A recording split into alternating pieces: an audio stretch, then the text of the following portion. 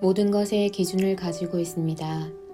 그것은 바로 하나님의 말씀인 성경입니다. 이 성경은 구약 39권, 신약 27권, 총 66권으로 구성된 한 권의 책입니다.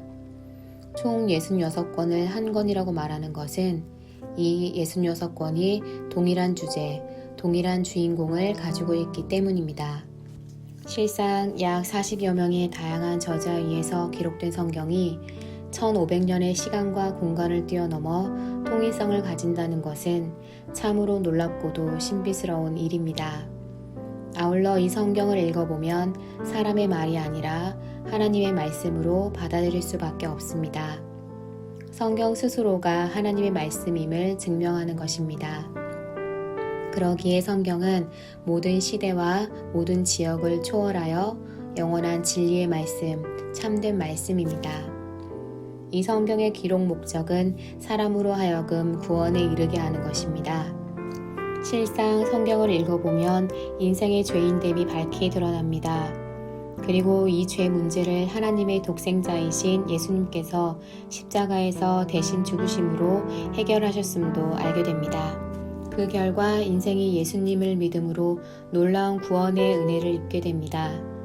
그러므로 디모데후서 3장 15절에서 성경은 능히 너로 하여금 그리스도 예수 안에 있는 믿음으로 말미암아 구원에 이르는 지혜가 있게 하느니라고 말씀합니다. 아울러 이 성경은 하나님의 사람으로 온전하게 합니다. 하나님의 사람답게 이 세상에서 살아갈 수 있도록 인도하여 줍니다. 이로 볼 때 하나님의 말씀인 성경은 그 무엇과도 바꿀 수 없는 보배와 같은 책이라고 말할 수 있습니다. 한편으로 하나님의 말씀인 성경은 이 세상에서 일어나는 모든 일들을 분별할 수 있는 정확한 기준이 됩니다. 다시 말하면 성경이 생활과 신앙의 표준입니다. 따라서 인생사에 일어나는 모든 일들을 성경의 기준으로 분별하고 나아가서 이 성경의 기준이 모든 영역에 적용이 되도록 해야 합니다. 예를 들면 오늘날 우리 사회가 안고 있는 정치적 문제, 이념과 사상 문제, 교육 문제, 경제 문제, 주식 문제, 부동산 문제, 외교 문제, 국방 문제, 문화 문제, 종교 문제, 자원 문제, 환경 문제, 자녀 문제, 가정 문제, 건강 문제, 관계 문제, 동성애 문제, 차별금지법 문제, 평등법 문제, 이슬람 문제, 난민 문제 등을 성경으로 분별하고 성경으로 적용할 수 있어야 합니다. 그리하면 하나님의 방법으로 모든 문제가 깨끗하게 해결이 됩니다. 여기에는 부작용도 없고 후유증이 조금도 없습니다. 오히려 성경의 기준을 적용하면 적용할수록 모든 좋은 것을 풍성하게 누릴 수 있습니다. 하지만 오늘의 현실은 그렇지 못합니다. 오히려 모든 것의 표준인 하나님의 말씀인 성경이 무시를 당합니다. 성경보다 이성이나 경험을 앞세우고 전통이나 관습을 앞세웁니다. 때로 이것을 지성이라 하고 문화라 하면서 말입니다.